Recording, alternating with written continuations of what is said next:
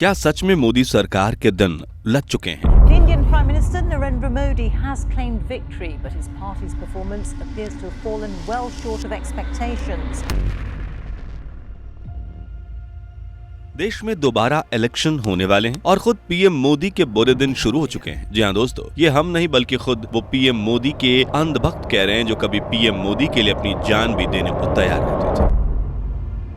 लेकिन दोस्तों, ऐसा क्यों हुआ कि मोदी 3.0 के 50 दिन के अंदर मोदी गवर्नमेंट पूरी तरह से फ्लॉप साबित हुई है? और वो कौन कौन से कारण है जिसके कारण आज हर आम आदमी पीएम मोदी को कोस रहा है और पीएम मोदी के जुमले तक काम नहीं आ रहे? दोस्तों, अपनी वीडियो में हम इन्हीं चीजों को बड़ी बारीकी से समझेंगे और आपको बताएंगे कि कैसे मोदी सरकार का काउंटडाउन शुरू हो गया है।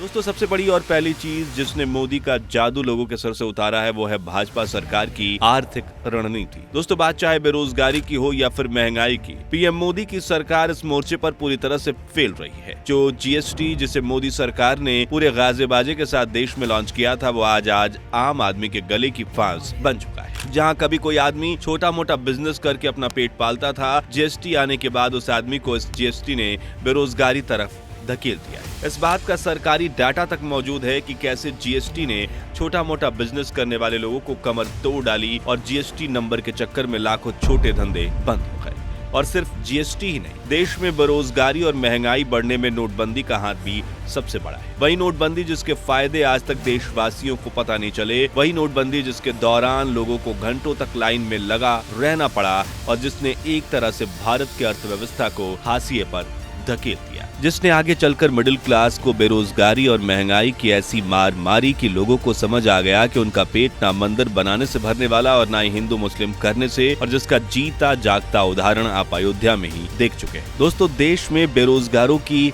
संख्या इतनी ज्यादा हो चुकी है कि इनके अलग से एक देश बनाया जा सकता है। इतना ही नहीं दोस्तों, महंगाई आज रिकॉर्ड सबसे ज्यादा है और खाने पीने की चीजों के दाम लगातार बढ़ते ही जा रहे हैं और लोगों की भूख के आगे मोदी के जुमले पूरी तरह से नाकाम साबित हुए हैं। बेरोजगारी का आलम इस कदर है कि खुद सरकार की रिपोर्ट ये बताती है कि आज के दौर में 2 में से 1 ग्रेजुएट युवा बेरोजगारी का शिकार है और अब यही युवा अपनी बेरोजगारी का असली कारण मोदी सरकार को ही मानते हैं। और कहीं ना कहीं ये सच भी है, क्योंकि अगर इस 10 साल में मोदी सरकार ने धर्म की राजनीति करने के बजाय जॉब्स क्रिएट करने पर ज्यादा ध्यान दिया होता तो आज शायद देश के युवा की ये हालत ना हो। इतना ही नहीं, आज बजट के नाम पर मोदी सरकार आम आदमी का खून चूस रही है, जिसका जीता जागता उदाहरण 2024 का बजट है, जहां करोड़पति लोगों से ज्यादा आम आदमी पर टैक्स ठोक दिया गया है और सरकार ने पूरी तरह से मिडिल क्लास को हाशिए पर धकेलने का काम कर दिया है, जिसके चलते अब मोदी भक्त भी मोदी सरकार के खिलाफ सड़कों पर उतरने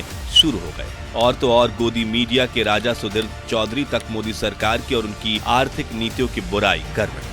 आज का मिडिल क्लास सिर्फ मोदी सरकार के लिए टैक्स देने वाली वो गाय बन चुकी है जिसके थनों में दूध नहीं बल्कि खून आ रहा है, लेकिन फिर भी मोदी सरकार टैक्स पर टैक्स लगाते जा रही है। पर सिर्फ आर्थिक रणनीति नहीं, जहां पर मोदी पूरी तरह से फेल हुए। मोदी का जादू खत्म होने के कई और कारण मौजूद हैं, जिसमें पहला है करप्शन। वही करप्शन जिसे खत्म करने के नाम पर पीएम मोदी 2014 में एक तरफा सत्ता में आए थे। आज बात चाहे नीट स्कैम की हो या बिहार में एक के बाद एक पुल गिर जाने की, आज देश में करप्शन सबसे तेजी से फैल रहा है और मोदी सरकार उसे खत्म करने के बजाय उसे दबाने का काम कर रही है। मोदी के 10 साल सत्ता में रहने के बाद भी आज भी सरकारी अस्पतालों और स्कूलों का वही हाल है जो आज से 10 साल पहले थे। आज भी देश के हर सरकारी डिपार्टमेंट में रिश्वत के बिना कोई काम नहीं होता। वहीं दूसरी तरफ करप्शन के नाम पर बाकी राजनीतिक पार्टियों के नेताओं को मोदी सरकार जेल के अंदर डाल रही है, जैसा कि भाजपा सरकार ने केजरीवाल के साथ किया और उनके करप्ट से करप्ट नेता आज भी अय्याशी कर रहे हैं, जिससे पीएम मोदी के डिक्टेटरशिप वाले नैरेटिव को और ज्यादा हवा मिली और ज्यादा लोग भाजपा सरकार के खिलाफ हो गए। दूसरा,